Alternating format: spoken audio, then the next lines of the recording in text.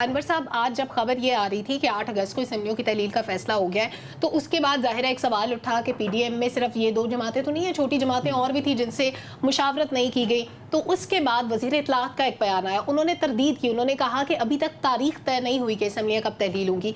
इस वजाहत की ज़रूरत क्यों पेश आई? छोटी जमातों को नज़रअंदाज क्यों किया जा रहा है? शुक्रिया सलमा। इसकी बुनियादी वजह यह है कि इन्हें ज़रूरत क्यों पेश आई। पहले तो 20 को 2 बड़े इंपॉर्टेंट इजलास होने जा रहे हैं। एक स्पीकर कौमी असम्बली ने ये इजलास बुलाया है जिसमें आइनी कमेटी के जो लोग हैं वो इसमें शिरकत करेंगे, जिसमें एजेंडा तय किया जाएगा कि लास्ट कौमी असम्बली के सेशन में आपने किन चीज़ों को ले ऑफ करना है, कौन सी इंपॉर्टेंट लेजिस्लेशन है जिसे आपने करना है, उसमें टेकअप करना है। एक तो ये हो गया। दूसरा, इसको क्यों उन्होंने तरदीद करनी पड़ी, क्योंकि 20 तारीख को शहबाज शरीफ साहब ने जो पार्लिमानी पार्टीज़ के हेड हैं जो जमातों के, उनका इजलास तलब किया हुआ है। अब तारीख तय हो चुकी है और यकीनन 8 के करीब इतना, क्योंकि 11 तक इनके पास वक्त है। तारीख तय हो चुकी है। अब छोटी जमातों ने जब एतराज़ किया कि जब आपने बड़ी जमातों ने मिलकर सब कुछ तय कर लेना तो फिर हमसे बात करने की क्या ज़रूरत है। अब वो जो इजलास होगा 20 को, जिसको प्राइम मिनिस्टर चेयर करेंगे, उसमें हतमी तौर पर यह मुशावरत होगी, बाज़ाब्ता तौर पर सबको ऑन बोर्ड लिया जाएगा। इत्तफाक़ राय हो चुका है, उनको एतमाद में लेने के बाद बाज़ाब्ता ऐलान किया जाएगा। इस वजह से मरियम औरंगज़ेब साहिबा को इसमें डिनाइल देना पड़ा। हालांकि ये तय हो चुका है कि आपने 11 से पहले हमने इस आपको मुझे दिखाने के लिए जी आम लोगों के लिए। और नहीं, ये इंपॉर्टेंट बात यह है कि जो छोटी सियासी जमातें हैं उनका ये एतराज़ है कि बड़ी सियासी जमातें खुद फैसले करती हैं, फिर हम पर मुसल्लत कर दिए जाते हैं। उस बात की वजह से मरियम औरंगज़ेब ने इसकी डिनाइल की है। और 20 को जो इजलास प्राइम मिनिस्टर जिसे चेयर करेंगे, जिसमें तमाम पार्टीज़ के हेड होंगे, उसमें बाज़ाब्ता तौर पर मुशावरत होगी, जिसके बाद ये ऐलान जो है वो किया जाएगा कि हम असम्बलियाँ 8 को डिज़ोल्व कर रहे हैं। इस वजह से ये डिनाइल आया। ठीक है, इसकी वजह ये थी। डॉक्टर साहब, कल आपका कॉमेंट बड़ा मज़ेदार था नई सियासी जमात की तश्कील के मौके पे कि जहाँ पे इनके कान में आज़ाद नहीं गई थी वहीं पे ये जमात ख़त्म हो रही है। लेकिन ये जमात जिसको नज़रअंदाज किया जा रहा है, तीसरी बड़ी स्ट्रीट पावर तो है, लोगों का वोट बैंक तो मौजूद है इस जमात के लिए। अब सवाल ये है कि ये 2 जमातें जो आपस में बंदर बांट कर रही हैं, खुद से डिसाइड कर रही हैं कि हम इस तारीख को असेंबली को डिसॉल्व कर देंगे, हम इस तारीख तक इलेक्शन में जा सकते हैं, अपने हिसाब से चीज़ें डिज़ाइन की जा रही हैं, पूरा प्लान तश्कील दिया जा रहा है। क्या एस्टेब्लिशमेंट का आशीर्वाद मौजूद है इनके साथ?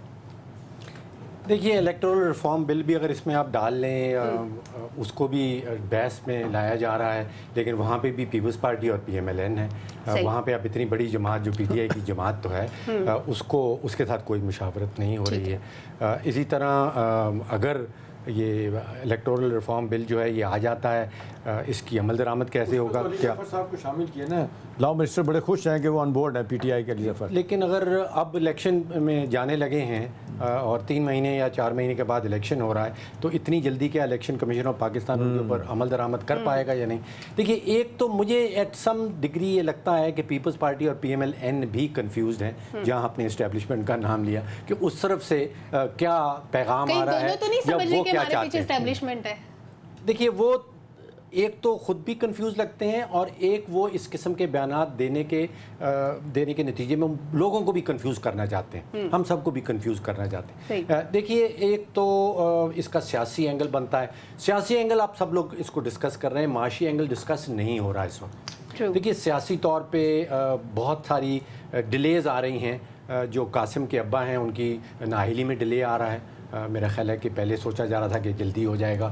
जो कासिम के अब्बा साहब का गिरफ्तारी का मामला, उसमें डिले आ रहा है, उसमें भी कंफ्यूजन नज़र आ रहा है। तोशा खाना केस में डिले आ रहा है, पार्टी बैन होनी है कि रहनी है, होनी है या नहीं होनी। आज़म खान साहब का बड़े अरसे से आ रहा है कि शायद वो कोई प्रेस कॉन्फ्रेंस करने वाले हैं। लेकिन जो एहतशाम साहब, इसका जो माशी एंगल है उसको भी सामने रख लीजिए। देखिए, अभी टल गई है हमारी इमरजेंसी जो है, वो ख़त्म नहीं हुई, और जो अबूरी हुकूमत आएगी उसने सारी इम्प्लीमेंटेशन करनी है IMF की, क्योंकि नवंबर में रिव्यू आ रहा है।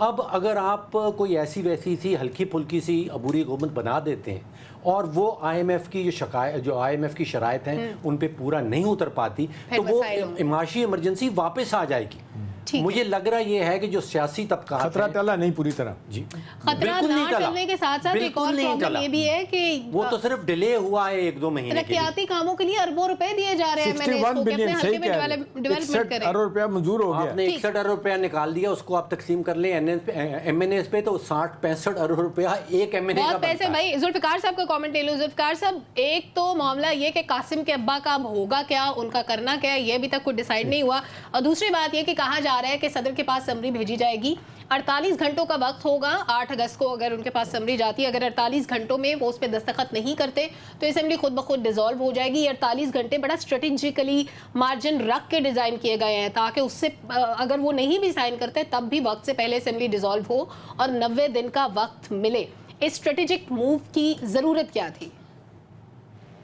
सलमा, ये पॉलिटिकली कानूनी तौर पे और आईनी तौर पे एक पूरा स्क्रिप्ट तैयार करके एक एक कदम आगे बढ़ा जा रहा है। ये सारी चीजें कोई जज्बाती तौर पे नहीं हो रही।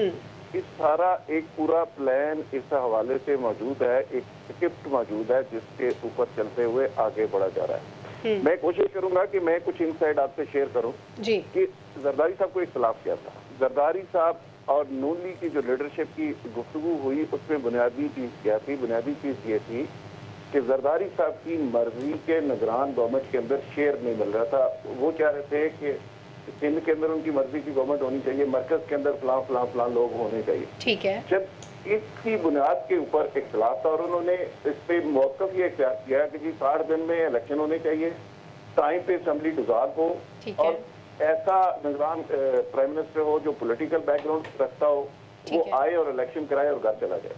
ठीक। जबकि दूसरी तरफ ख्वाहिश कोई और थी।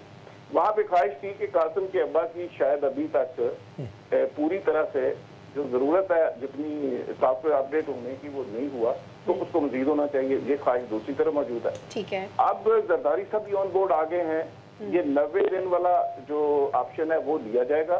ठीक है। और उसके बाद जो निगरान सेटअप है इसमें सारे लोगों को हिस्सा बकदर जुस्सा तमाम लोगों की मर्जी का सेटअप मिल जाएगा। आप मुझे बताइए कि जब मर्जी का सेटअप आपका मिल जाए तो फिर आप उसको साल चला लें, 6 महीने चला लें, तो इसका मतलब जुल्फ़िकार जी, जुल्फ़िकार इसका मतलब तो ये हुआ, जुल्फ़िकार इसका मतलब तो ये जो आप कह रहे हैं कि वही जरदारी साहब जो बार बार जिद लगा के बैठे थे कि जी इलेक्शन वक्त पे होने चाहिए, अब वो 1 महीना जो बढ़ा दिए, तो इसका मतलब जो आप कह रहे हैं कि शायद उनको हिस्सा मिल गया है। वो राजी हो गए हैं। और जमान पार्क में जो मैसेज भेजा गया है वो ये भेजा गया है कि आप भी सुकून करें, अभी हम मईशत को एड्रेस करेंगे और 1.5-2 साल आप इलेक्शन को भूल जाएं। ये मैं आपको खबर दे रहा हूं और इसी पे प्रैक्टिकली आगे अमल होने जा रहा है।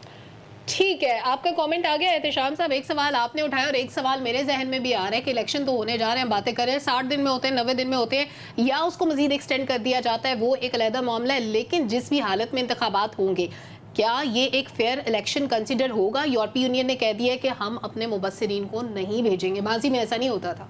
देखिए, डर, खौफ और फियर का आलम तो अपनी जगह पे है। जो बात दयानतदारी की है सलमा में माननी पड़ेगी। ठीक है, फ्यूचर उनका क्या होगा, सियासी अमल से आउट हैं कासिम के अब्बा,